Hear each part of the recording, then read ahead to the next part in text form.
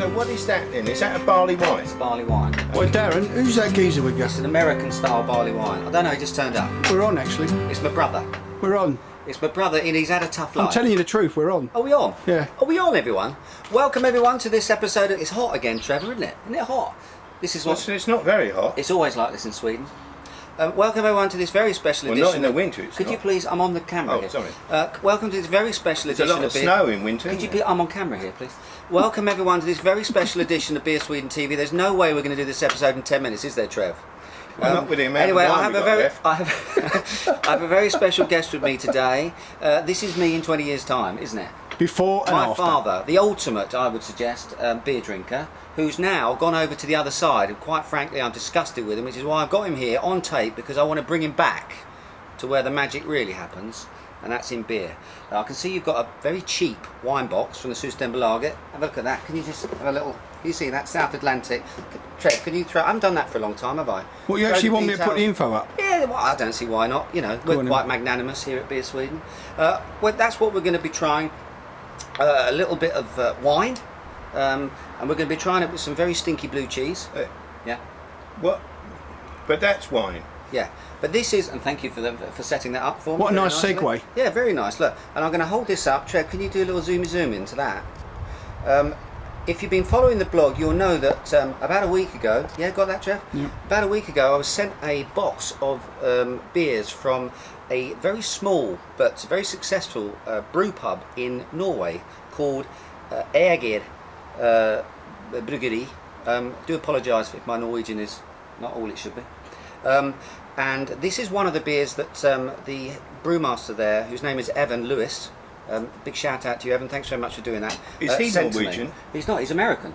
All right. And he sent me this one, Thor's Hammer, which is a barley wine style. What we wanted to do was really compare wine and barley wine, see what they're like compared to each other, and obviously what they taste like when you eat blue cheese. Because a lot of people... Can I ask why, if it's a beer, it's called wine? Exactly. I Good actually question. did have the same question. Very good question, and I'll give you a very succinct... Does that make me as answer. smart as your dad then? I'm smarter than him. Okay. Is that so true? Is that barley wine is a style of beer, a confusing name, I do agree. Basically, 18th, 19th century, wine was a very privileged drink for the aristocracy. A lot of French, obviously, influence, but we kept going to war with the French. So what the British wanted to do was to brew something that could rival French wine, so they wouldn't have to rely on it, you see, so that they could actually brew a beer and be proud of Well, that. you mean you didn't have to go to war anymore? So we didn't have to go to war all the time, you see. You just so made that's it how up, barley didn't you? wine came out, really, but it was very limited to the aristocracy, the only people that used to drink it. It's a very strong beer, it's a very strong ale, it's brewed using lots and lots of malt, which actually pumps up the alcohol volume. What percentage is that then? Yeah, alcohol percentage, normally between 9 and 12%. That's your standard British barley wine style. This is an American barley wine style, as we'll know if you've been following the blog. Well, we went to war with them as well. We've been to war with everyone, haven't we? You'll know that if you went, and we'll probably go to war with a few more people, won't we? Well, not today, I hope. Have you ever Not seen the today. Muppets? You know those two old geezers sitting in that box? It's time to play the music. It's time to light the light. Here we go, look. Listen, but American barley wines, or American beers in general, we all know the score. They tend to be bigger, stronger, and so on, and this is the case here. This is an American-style barley wine, 13.2% Made in ABV. Norway. Made in Norway, yeah. Okay, stay with me. South Atlantic, how cheap, I mean, how... It's very cheap. Yeah, it's very cheap. Go on then, Brian, hold up the box in front of the camera and I'll do it. How much alcohol is there? Is that 14%? This is 14%. So What's really, that? in terms of drinks, I'm going to open this now because otherwise we'll never make it to the end of the show. In terms of alcohol, a lot of parity here, almost the same strength. Can I ask another question, please? Of course you can. What's the cheese for? Cheese is for, well, because I'm a bit hungry. All right. And a lot of people talk about, when you're talking about cheese, of course the logical drink to have with it is wine. That's wrong. Let's bust that myth right now. Okay. Right. That's cool. We've got to do this in 10 minutes. Of course. So a lot of people associate. We've got 4 minutes left. No, it's 4 minutes gone. Oh, 4 minutes You're not gone. supposed to ask, that's supposed to be all secret and Oh, signals was and it? stuff. I was so sorry. I didn't realise. You see, with the whole. Anyway, that wine is the logical partner with cheese, and that's wrong. Particularly red wine. That's often a miss. Dessert wines, white wines. If you ask any sommelier, it's a dirty secret of the wine world. The dirty secret of the wine. Actually, that red wine is not a good companion. It bounces off a lot of cheeses. Now here's a barley wine. Now look at this. You see straight away it's bottle condition. It's very hot out here today, so all sorts of things are going on that bottle. Quite cloudy in terms of the body of the beer. That's to be expected, of course, with a bottle conditioned beer. You've still got the yeast in there, still got the sediment in there. Listen, I think Trev will bear me out on this. If you serve that up in a London pub, someone would take it back. They'll give you one. Yeah, but you know. No, I'm just. It's just a comment. No, you're right, but it's very, very rarely that you actually get bottle conditioned beers being served at, in a pub. Yeah, but so you've got to really. What you're saying is you've got to understand this product. Yeah, exactly. It's a bit of a doozy in terms. It's an unusual style, absolutely an unusual style. Now smell it first. Now you've got to do a few things. I'm going to smell it. Don't start drinking. Give it a straight whirl. away. You've got to give it a whirl. All right. Very well done. That's it. Give it a whirl, and then give it a sniff. Tell me what you smell. Beer. There's no hope, is there? Sorry, Beer Sweden followers. I do apologise. No, I just. I'm getting a lot of fusel, a lot of alcohol notes, quite boozy. It's very hot, this one. It's going to be. I think you're going to find a lot of alcoholic notes to it. I'm also getting American hops, definitely. This is an American style.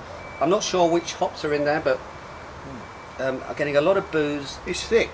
And It's quite a thick smell. Exactly. It's sort of oily. Yeah. Yeah. Yeah. And quite a lot of fruit as well. Tropical fruit. No, booze. I tell you what, I and smell oil. fruit going off. Just on that turn, you know what I mean? I tell you what, it's got potential.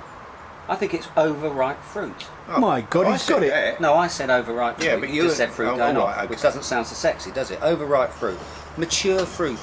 Okay, now Can I hang on. drink it now? No. So give it a sniffy sniff, right? Okay. Now, taste it. Well, now. Now. Oh, toffee apples. Toffee apples at the carnival. That's exactly toffee apple. It is, isn't it? Exactly. We don't need to do anything. But that's what we would think. That's what. In actual fact, if you look at that, it looks like the toffee apple, doesn't it? But is the that? toffee on Am the I toffee right? apple. Toffee apples. It is. With a bit of booze, with a little bit of alcohol kick at the Yeah, end. it's there. coming in now. Yeah. Actually, that's Yeah. happening now. And a very mild, actually, I'd have to say, bitter finish. Yeah, Well, but I say that's- very mild, that's- medium bitter That's finish. happening now. Yeah, it's that's quite a happening. way after. That's what happens when that's what happens when the hops come in. They come in at the end. That's the last thing you're going to get is this sort of residual bitterness, this bite at the end. Can I have some more cheese? Right, now let's try it with the cheese, okay? Because as I say, and the wine. Let's try the wine. No, first. hang on a minute. Try your wine. Can Hold we it over just stop a minute? I think it's rather rude to pick it up with your fingers. It's father speaking to me. Yeah, who are your parents? Yeah. Yeah. It's the way I was brought up. Okay, to me, South Atlantic must be oat because it's very vanilla-y, very buttery.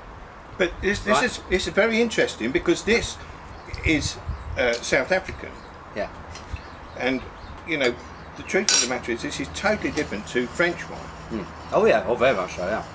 Especially where you come from, which is Bordeaux. with isn't a it? lot more tannin Mm. in the French wine. Lots and lots more tannin. But talk to me about which is the best drink to go with the blue cheese. Hands down, it's the barley wine, people. Absolutely hands down. Got that lovely sort of, dark sugary sort of finish to it, sweetness to it, which butts up beautifully against the sort of stinky blue. So you've got that sort of sour, mouldy type action, and then you've got this lovely sweetness in the beer that just washes all over that. What do you think? Really does, actually. It does make... It's a perfect Is it pairing. 10 minutes up? It's a perfect pairing, people. Here we go. This is proof that actually beer is the better partner to blue cheese and to a lot of other cheeses, for that matter, than wine. Do you agree, Father? I will agree to a certain point that this wine that we're drinking here, which is cheap from the supermarket, All right, that's enough of that. is crap without cheese, Okay, good. and this is better. Oh, we've got a cut now. You swore. No, I'm Yeah, joking. no. I'm yeah, joking. right. Anyway, listen, I think we're sort of reaching Yeah, we're the end of the done. time. I'd Ish. like to talk to you more about, what you're doing here and what Well, it was drinking. like. Okay. But maybe we'll do another episode before you leave. We might well do that. But until then, we've got to raise the glasses and we've got to say out to cheers and beers. Cheers and beers. Cheers and beers.